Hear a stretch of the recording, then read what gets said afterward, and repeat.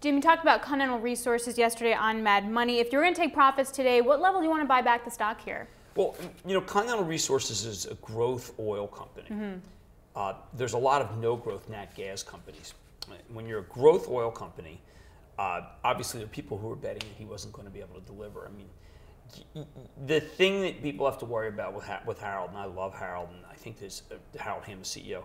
I think the expectation, I think he's dramatically understating the amount of oil that he has.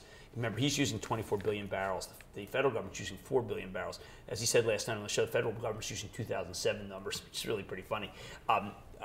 North Dakota is going to pass Alaska and California, be the #2 producer of oil in this country within the next 18 months, which is pretty amazing. That said, the key element about Continental Resources was it was a very warm, it's been a very warm winter.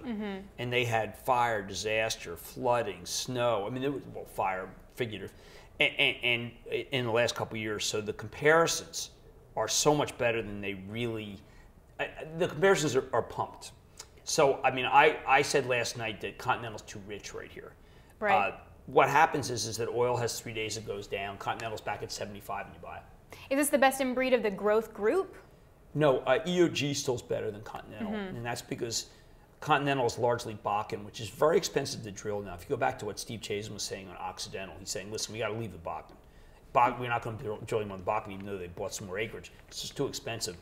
EOG's in the Eagle Ford in the Bakken, and I think that their Eagle Ford properties are equal to the value of all of EOG, and you get all the rest free. EOG is a very difficult trader, so a lot of people get discouraged. They'll buy it at 108, the futures at 104, the futures will go down a little, and the stock's at 97.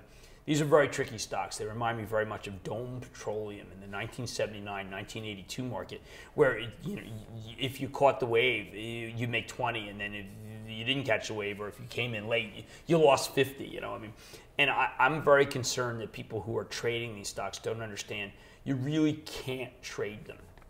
What you have to recognize is that the oil future is going to get hit, and on that day you're going to take a big hit. And if you can't handle that, get out. And they have to be long-term investments then, kind of paired with like a Conoco. Conoco's up 57% from where I pushed it last, and that's a great run. So I'm loath to come in now and say, listen, get long. I mean, we just had a 57% run. Why don't you wait till you have a 3-day period where the futures are down because Iran says, you know what, we're going to let inspectors in. I mean, it's something. Nigeria says that they've got their problem solved. I mean, there's a lot of. Give you an example. Libya is almost back to where it was, although Occidental's Libya numbers were still low. And if you get Nigeria to have no problems, if you get Iran to say the right things, then oil goes to 89, and Continental's still usually profitable at 89. I mean, a lot of these companies are usually profitable at anything above 40, and that's going to be your chance to buy Continental. So then really quickly, if you had a good basket of commodity stocks, so you have one of these growth stocks like an EOG, you have like a Conoco or something that's going to be more stable, and then what's a third one, or third and fourth one you want to put in there? Well, we like Freeport if you want to do commodity. I mean, I think copper, Caterpillar talked about $4 copper. Caterpillar's, we were talking this morning on Squawk on the Street, and Carl and Melissa were incredulous that I said that, I think the cat is telling it straight. I think that Caterpillar is one of these companies that is not a hype company. They're just regular guys, so to speak, regular gals, regular guys. And the fact that they said $4 copper said to me, wow, maybe copper's stronger than I think. But remember, there's a lot of copper in a house. And if you're going from 600,000 new starts to 700,000, you're going to use a lot more copper in this country than people think. And are they actually undershooting it? If we have a big commodity run with the Fed and a low dollar policy. $4 aggressive. Southern Copper's moving on SCCO. Everyone keeps downgrading it. I like that one. It's got good yield. All right. Thanks, Jim. Thank you. I appreciate it.